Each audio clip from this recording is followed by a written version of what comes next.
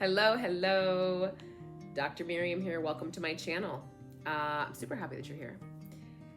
And this is me part 2. So I started a part 1, not realizing it was a part 1, about, higher level, like the energy that is God and the idea of us being souls here in human form. So we went out and now we're coming back in to the masculine feminine. So if you missed the first video, go back, take a listen. It's quick. And then come back here and let's talk about the divine feminine, divine masculine. Ready? All right. Are you ready to talk about divine feminine and masculine? I am. And why do I call them divine feminine and masculine? Because we are divine. Yeah. And so I'm going to break it into parts. And what I want you to understand is, like, there's so much content coming up in my head as I'm even recording these. So I'm going to do a small intro into just how I came to the understandings that I have, because it's important to the whole greater understanding of feminine and masculine. But first off, when I reference feminine and masculine, I am referencing the fact that every single one of us has, I'm referencing the separate masculine and feminine energies, whether this is a heterosexual or homosexual relationship, either one. The energies that are more masculine, the energies that are more feminine, because we actually, as humans in soul form, our energy is both masculine and feminine. So I'm going to dive into that quickly, and then maybe I'll do a longer video on it at a different time. But basically, the feminine energy is the receiving energy, typically denoted as like on the left side. The masculine energy is the doing, and that is on the right side. And so the feminine, think of it this way, is like in doing these videos, so the feminine is the creative, it's the intuitive, it's the more flowy, energetic, like that's the feminine energy. The masculine energy, and this is important distinction, the masculine energy is the doing energy. It is the creation, it is the doing, it is the moving forward energy, the one that the idea originally is that we gain the insight, and men and women again have this, you gain the insight from your feminine side and you execute from the masculine side. And so where we then start to see things coming off is if either of those sides are imbalanced or wounded so deeply that we're not functioning. And I'm gonna dive into what the wounded aspect looks like.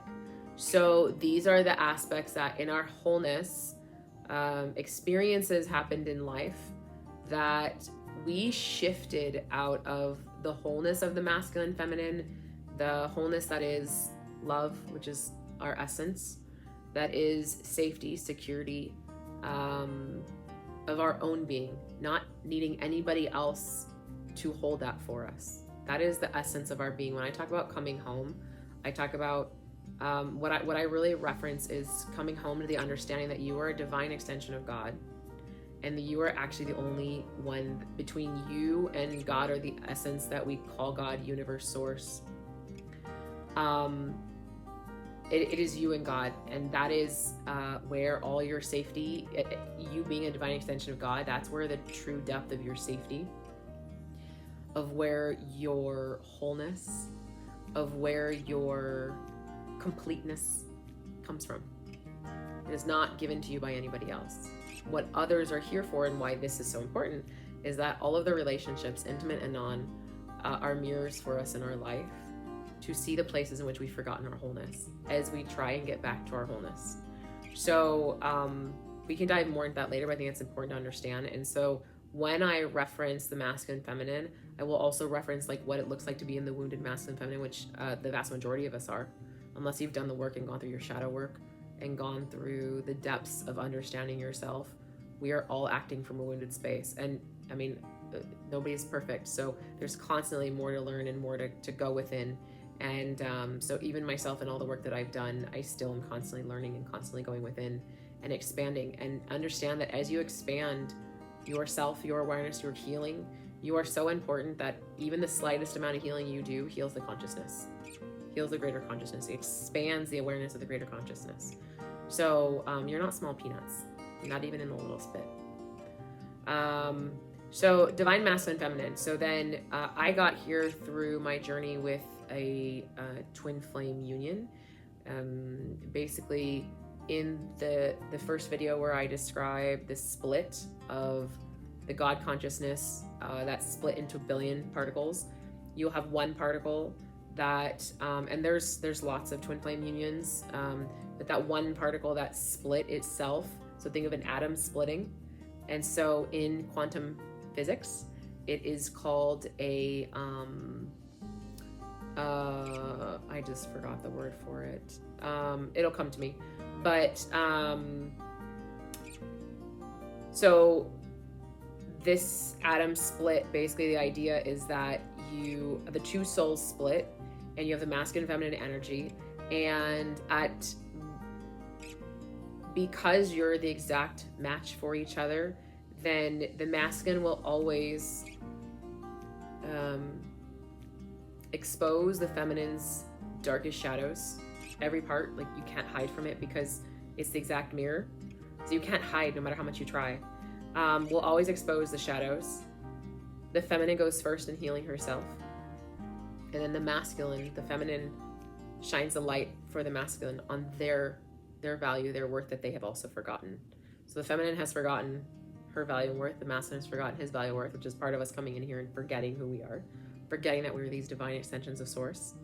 And then it's the work to get back to that. But the idea of the twin flame is that they will at some point awaken each other to the remembrance that you don't even remember, you just know that something has shifted, and that all of a sudden everything is really challenging as you move through your own wounds, and that individual is there to constantly be the mirror for you to move through these wounds. So that's how I got here, and that's where I'm going to explain this from. And so if you have questions, if you want to know more, the thing I tell people, other people have told me that they're twin flame unions, or that they're part of a twin flame union, or they're not sure if they are, and I've seen on, I ended up looking up later on in my own journey online, and I see a lot of posts about the twin flame union and people saying, oh, I don't know if I'm in one or not. Here's what I understand about the whole thing really is that it doesn't matter. It does, but it doesn't. It does, but it doesn't. It doesn't in so much as I think if every single one of us looked at the dynamics of the twin flame union and just looked at relationships as a whole, and we just learned from whether it's twin flame, or allow that, in my case, that allow me to understand at a very deep level, wounding, like core wounding of the oneness that we are. And so from that space, that's where I come into this understanding of, and trying to explain. So if you have questions, let me know, leave them in the comments. You can think this is totally crazy, and I'd be happy to entertain that as well and explain to you why it might not be, and maybe it will be. Because here's the reality. If you found this channel, it's not by chance. If you found my information, it's not by chance. That's part of that collective consciousness that when and if we're ready, we find, and anybody that's been on a journey of their own healing, of going through their own wounds, understands this concept, and you can even understand it without, but is that as soon as you start digging in, as soon as you start asking, all of a sudden you get like people telling you things, they're like, oh my God, I was just thinking of that, or that answers the question I just had. Or you find videos like this one where you're like, oh, I have been trying to understand this concept, and like you just explain it in a way that makes so much sense, or it just resonates, or maybe pieces of it resonate. So take what you take. Allow to resonate what resonates. What doesn't, just allow it to fall away. There's no judgment. Like, you can judge me all you want, I don't care. But no judgment on you or me around, did this land or not? It's just my experience. It's a experience, and it and if it helps, if it gives you some guidance, amazing. That's what I'm here for. I'm here to guide you because I've been through my own deep depths, and you can't tell me or show me something that scares me. I've seen it all myself. I've seen it all in the greater consciousness as well. I can see it clear as day right now. So let's jump into that. So the divine feminine. The idea being that So the title is kind of like Journey from the Vacuum to the Sun. And don't get offended when I call us vacuums. It is not us, it's the energy of the divine feminine that in her wounded nature becomes like a vacuum to the masculine. This space that's constantly asking and needing, hence a lot of men will use the word neediness. I don't agree with it, but I do understand it now. So this space where we're trying to get our needs met, right, through the masculine, and a lot of times coming up short. And I'll explain that in a second. So the feminine wound in the original state, we're like an open, like an open chalice, like an open cup. We are this. We want to be loved and poured into, and we come in a state of pure, holy receptivity, designed to receive and amplify love. Like the feminine in her wholeness is we, as just having the ability, having a womb and having the ability to create, we are here to amplify love. Our sensitivities, our intuition, that goes with that, right? Because we are the feeling counterpart compared to the masculine. The masculine is more the doing energy, especially in the 3D. The feminine is the feeling. We're the intuitive. We're the connection to source in a much deeper way, just because we have wombs, whether we've had babies or not. Babies open other channels and portals. But so in our original state, we are these pure, divine, holy, receptive beings. And then let's talk about the wounding, because as we come into this life, that shifts and changes because of our experiences. So the primal wound is the terror of abandonment. So for the feminine, the biggest, deepest wound is fear of abandonment. For the masculine, shame and guilt. So when that softness of us that comes in when we were born, when that softness is met with conditional love, so not unconditional, but conditional love that says love will be given in these moments and taken away in these, and careful if you don't look a certain way, act a certain way, show up in a certain way, because then love's taken away, or you're left to feel like you're not good enough. So when the softness is met with conditional love, with criticism or neglect, and typically from the masculine figure, typically from the father, or father figure, then the soul learns the lesson of my softness is not safe. So we're constantly protecting. And to be open is to be abandoned. Because as we came in as these open vessels, filled with love, trying to get our needs met, we, in the actions of another that tends to be the masculine figure, learned that that is not safe. And so we closed off. So I'm going to go into two different ways. So then what I call the sacred vacuum then is the space in which we kind of fold into that joyful state of receptivity becomes painful, aching, longing for love. And this is the core of the abandonment wound. So we move into this space of longing for love and trying to find it, trying to pull it, right? So this is vacuum, this like, oh my gosh, I need this, that tries to find it in all sorts of different ways. And so two typical paths, and I mean, there's a lot more, but these are just generalizations. They can have, ABCDs within the paths. The martyr, so the ever-expanding vacuum, is the one that she decides that she must become infinitely soft and resilient and finally earn love she craves. We were never meant to earn love. We are love. Our essence is love.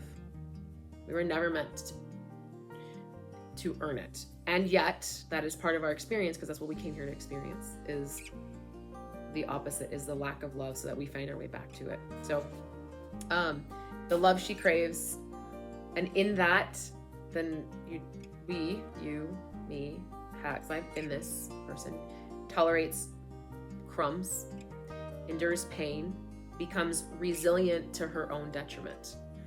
And the lack of boundaries makes her a target for distorted, controlling masculine and a whole host of challenges. And this, I'll be honest, and I can go on this a different point, but this resilience to our own detriment in this type of being where we're trying to get when we're showing up trying to, where we're this kind of infinitely expanding vacuum, this idea of like, I'll take it, I'll hold it, because I really want the exchange of this potential feeling of love or this validation.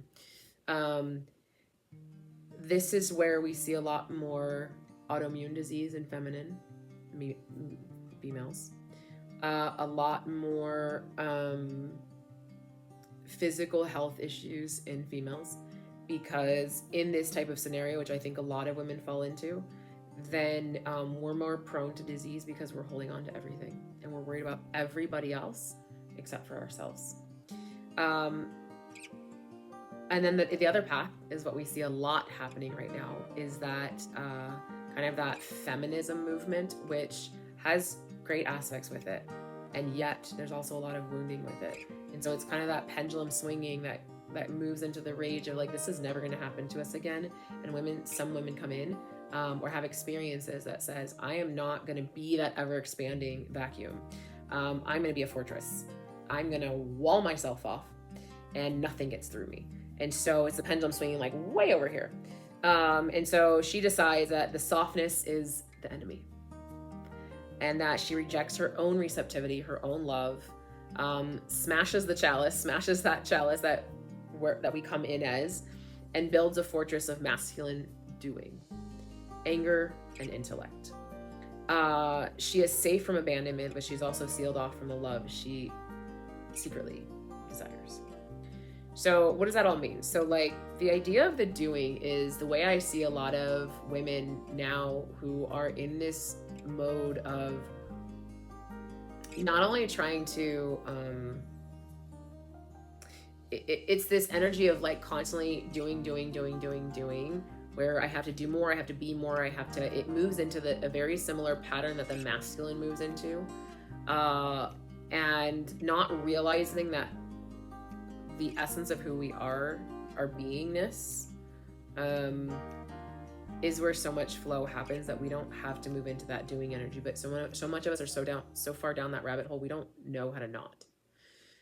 So there's nothing wrong with, because I know I'll get this comment, like the having, greater intellect and going to school and getting more degrees and doing all the things. It's what's the energy that you're coming at it from.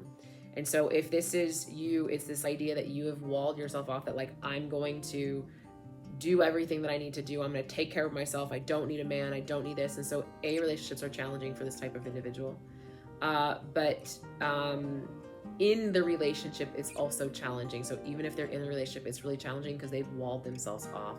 So there's only so much that anybody can get past that wall of, I've got this, I don't need help, I can do it. So you learn very young that that softness gets abandoned. And so like, nobody's going to abandon you because you've got you, but then nobody can really get through that fortress. And so to truly let somebody in to see who you are is really challenging for this type of female or feminine. And so those are two of the potential paths. I'm going to go in the masculine a little bit. And then I'll probably end up doing like a whole other video, because this is already almost at 20 minutes. So the divine masculine, in the original state, is born as like a prince of hearts, filled with love, with kindness, with feeling. And it's the primal wounding for the masculine is kind of the brutal indoctrination of society. That says essentially the men who feel are not true men, right? The idea of boys don't cry, don't be a sissy. That emotionalness, that to be emotional is to be weak. And he is systematically exiled from his own heart. So that primal deep wound then is the thing that leads into the shame and guilt that is felt. It's not, and I'll explain that in a second. And so what then happens from that is that the shame and guilt are not because he's the feeling. The shame and guilt are because because of having a feeling when you're told you shouldn't. And so the violation of the indoctrination. So if the indoctrination is boys don't cry, don't be a sissy, you know, if you show emotion, you're weak, then breaking that is where the shame and guilt comes in. And so then it's very much learned for the vast majority, right? I'm going to get people that are probably messaging me and be like, oh, well, I didn't feel that way. And oh, I'm not that. Okay, so for the vast majority, let's just look as a whole at the whole of the masculine, where the feelings are walled off, that a lot of what they feel is very surface, that to get into the deeper feelings, that does not happen because they were told from a very young age, like, that's the indoctrination. That's the don't, you know, it's not don't feel, it's you shouldn't feel that, right? You shouldn't feel. You should be strong. You should be that. So it's the disconnection from the heart that is so profound. And so he develops this internal checking system, this internal warden that beats back any illegal emotions. So the depth of that feeling, the depth of truly being seen in vulnerability, that is like an absolute no. That's an absolute space for running. But also because of then at some point the lack of being able to access that or hold that, then the shame and guilt ensues because that feeling came up, and then it ensues because you can't even get there anymore. So leads to potentially too passive overcompensation. So the performer, which is not just men that do this, women do it differently. The core wound is the terror of inadequacy, especially in the face of the feminine vacuum, right? So strategy becomes, if I can't be enough, I must do enough. So it's the idea that from the get-go, if he can't hold his own emotions, it's going to be very hard to hold the feminine. The feminine is seeking, you know, is fearful of abandonment, is seeking the masculine to hold what she can't in the moment, but he can't even hold it for himself. And so in the inability to hold for the feminine, there is that cycle that's already present of shame and guilt around even having emotions kicks in, and that's the being enough. And so in trying to find a way to feel validated and valued, that turns into the doing energy. And a lot of times, and I just had somebody come into my office and was talking to me about this in their own relationship. It was this idea that like then something like the bedroom, because it's a big deal, becomes a space in which it's very prominent. So the bedroom becomes the stage because it's a doing energy. So how can I prove my worth? How can I perform? I like to call it a glitter bomb. What's my glitter bomb? It's sex. It's the performance in the bedroom that says, okay, so the performance for validation, focusing on techniques over connection, becomes a technician of sex and not a king of intimacy. And I'm going to come back to that one. And so it's the idea of the performance, especially in the bedroom, because that is where the masculine feminine tend to meet at, you know, some point in time. And so that becomes a space in which he can perform very easily and seeks the validation in the performance in that space. But I mean, it is in a job, it is in power, it is in, you know, attaining more status through money and through things, everything external. But the bedroom's a very easy one for me to go into and discuss. And then I'm going to discuss the dynamics of the masculine and feminine, and then I'm going to be done with the video, and then we can get into more another time. But so it becomes this technician of sex and not the king of intimacy, which is what the feminine is actually seeking. The other path, or another of paths potential, is the caged golden boy. The idea that his innate, joyful and playful and chaotic spirit is suppressed. What we see a lot of happening right now with schools and the rise in ADD, ADHD in young boys especially. This is the sit still, don't fidget, you know, boys that tend to have just tons of energy are being asked to sit still for long periods of time in schools, and they start to hold on and internalize that. So this caged energy mutates into restlessness, avoidance, anger that has nowhere to go, control, addiction. as he desperately seeks a substitute for the divine joy that he was taught to abandon, right? So it's not having the feeling. It's trying to avoid the feeling. It's the inability to not have the feeling, that because he can't not have it, there's shame and guilt that comes with that.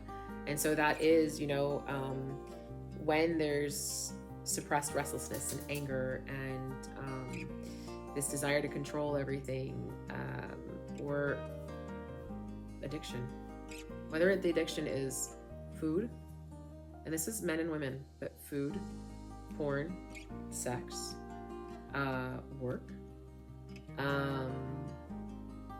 actual, drugs and alcohol to numb. It's the numbing of the feelings. It's let me do all these other things so I don't have to feel the thing that I'm feeling at my core. And so that's the masculine, right? In a nutshell. And so then how does this play out? So how do the wounds play out in relationships? The mutual performance. So the relationship begins with an unconscious and tragic agreement between the masculine and feminine. She, the accommodating priestess, praises his performance to avoid abandonment. So the majority of the performance comes in the bedroom. So she praises it, right? Thinking, let me praise him for the things that he's doing well in the bedroom. And him as the performing king accepts the applause as validation and doubles down on the doing for a short amount of time. So it's this idea that then the feminine or the female is praising the masculine, especially in the bedroom, because we culturally understand that that's a big space in which that performance energy comes out and where they feel validated. So naturally, we want to praise that. But then also, the message then at the core is like, or the message he feels, because it's not necessarily that we're doing it, but he feels it, and culturally it's accepted as such, that that's where their value is. And so then we move to the next part where the inevitable collapse, because what the feminine actually looks for, and in this state that is typically the feminine vacuum, this energetic vacuum that's like looking for the energy. And I don't mean that to be like a negative thing. It's just the awareness of how the feminine energy shows up in this fear of abandonment, and is trying to seek connection to validate herself and to somehow try and bottle up that wound. And so she, feeling safe in some point in the relationship between her and the partner, starts to finally let her true needs be known. And the true needs are being, for her, the presence, so for the beingness of the other individual, so the presence, and the intimacy that starts to come up. So her, the feminine's true desire is for presence of the being of the individual and intimacy. And so then, so he experiences, the masculine experiences this as a criticism of his performance and a terrifying pull from the vacuum. So she's pulling and saying, well, I need this, right? I need to feel presence and intimacy, and I want to feel closer to you. And that then it's like, wait a minute, like this wasn't our agreement. Like I was going to be the performer in the bedroom and you were praising this. Like, what is this thing that you now need? Which then, men will call women neediness, but it's their discomfort, because many times in their own understanding is that they can't meet the need of the feminine. And so inherently then shame and guilt turns on, because she's pulling, trying to get from him the intimacy and the presence that we so desire. And he is so fearful of those because has been told essentially, don't feel those things. And so for many, it's very hard to hold. And I'm not saying all, but for many, the vast majority, it's very hard to hold. And so they want to run the other way. But they're just like, wait, what happened? Like I was getting validated through the sex, and now it's shifted, the dynamic has shifted, and now I'm not getting the same validation, but what I'm being asked to do is something emotional. And so then the idea that feeling of not enough triggers the masculine. And so he retreats, calls her needy, and builds his own fortress higher. She feels abandoned, pulls harder, right? Pulling at him harder. And the two souls are screaming for the same thing, trapped in the perfect self-perpetuating dance of their mirrored wounds. And so literally, the way I've understood this, and at one point, I came to the understanding that basically the essence of our relationships is that we chose to come here to have the most challenging parts of our wounds exposed by the other so that we can heal it. And the way it exposes is because they have the opposite wound. And so I was like, that's really messed up. Like that's the thing we would choose to really pick at that hardest place about us. So this wounding that is, the feminine abandonment wound, the masculine, the not being enough, and the shame and guilt in not being able to hold what the feminine needs. And then we're constantly in this battle of the two. We literally picked that when we came earthside to be the most challenging things. Why? For our expansion. Because if we can understand what's happening, we can move through, we can expand through it. So how do we actually start to understand how to heal this dynamic? Because otherwise we're kind of doing this. And what I'll say is people will say, oh, but my partner's not this or that. And it can start off where both can adjust and deal to a certain extent with the lack of what they're needing, or ignore the feelings of shame and guilt sufficiently.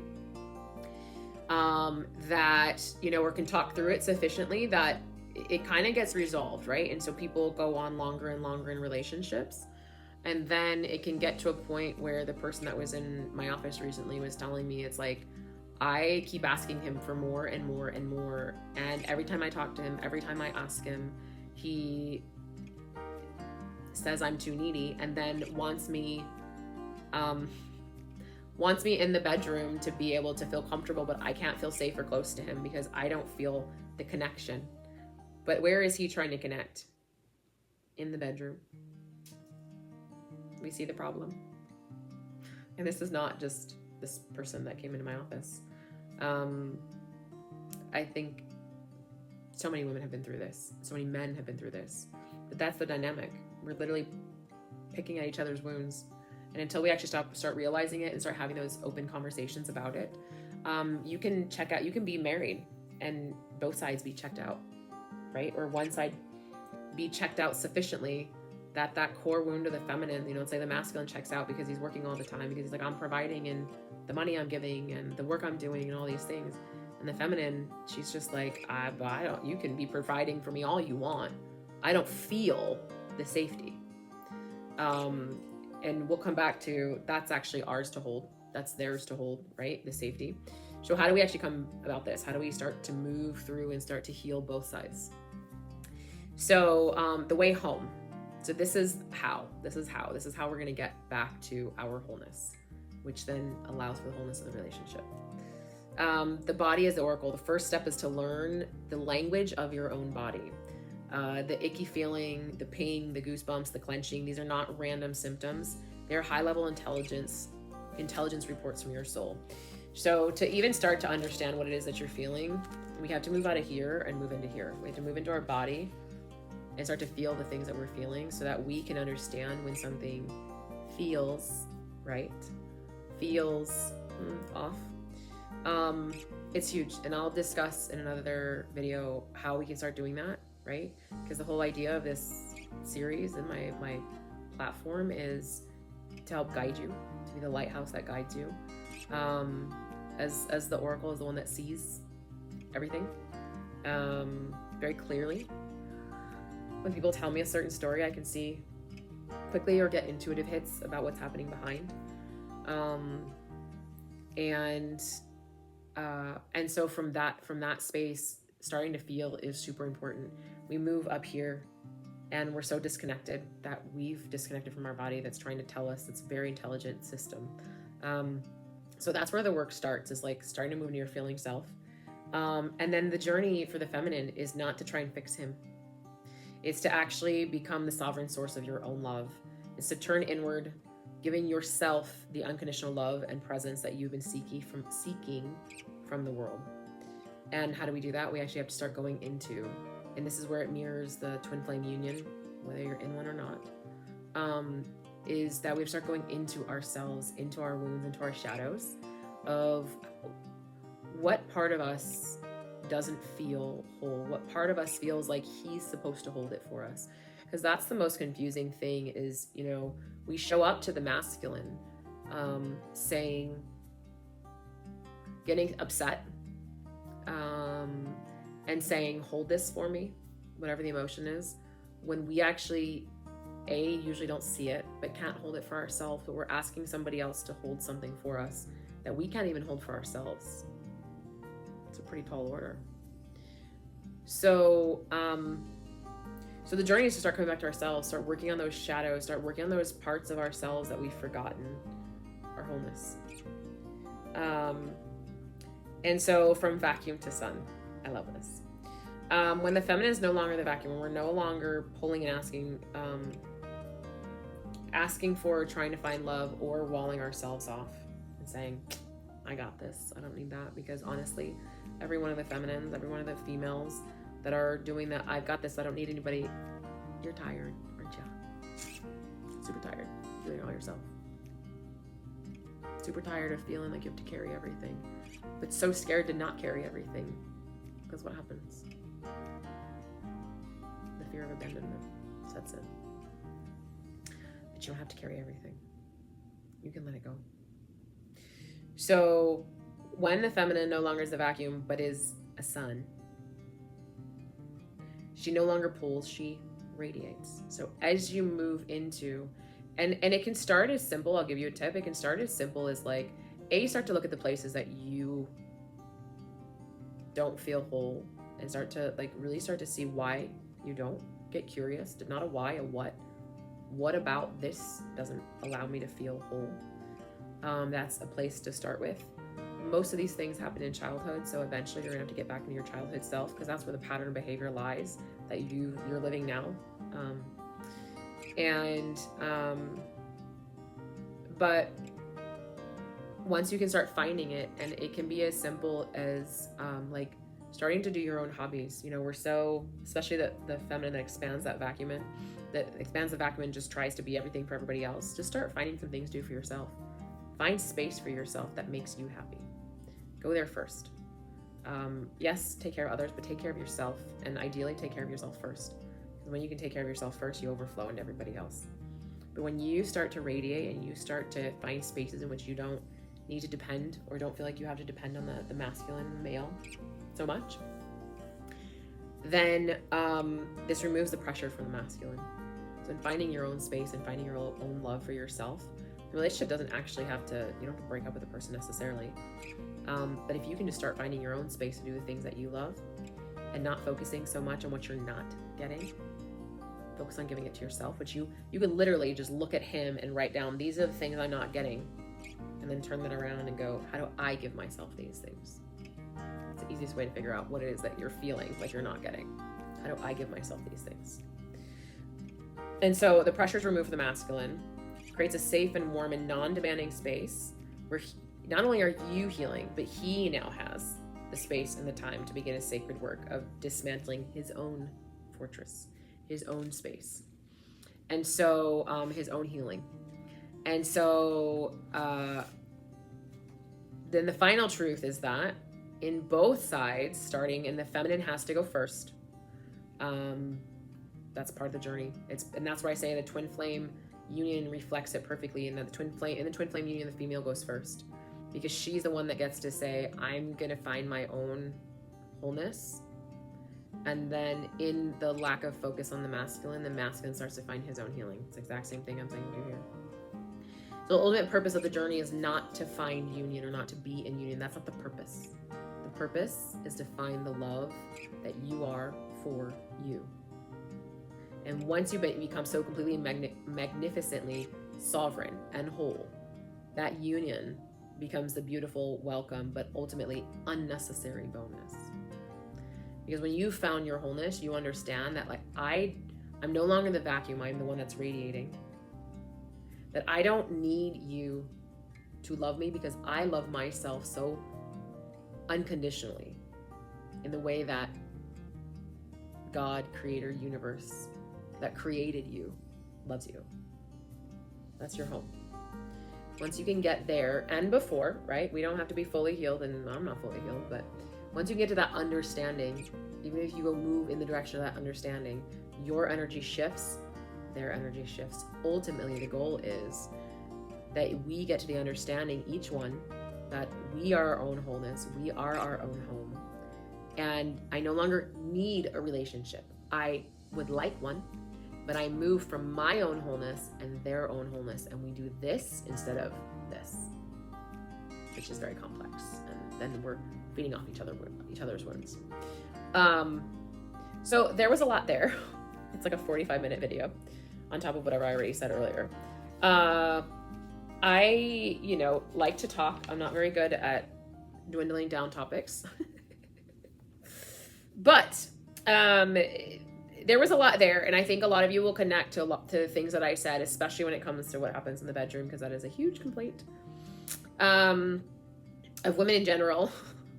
But there's a beautiful dance that we're doing, and it's not so beautiful, doesn't feel so beautiful in the moment, but there is a beautiful dance that Source created these wounds to be opposite or mirrors to each other to try and heal them, and we got so stuck in them that we created these wounded behaviors to try and compensate and move around what we were truly feeling.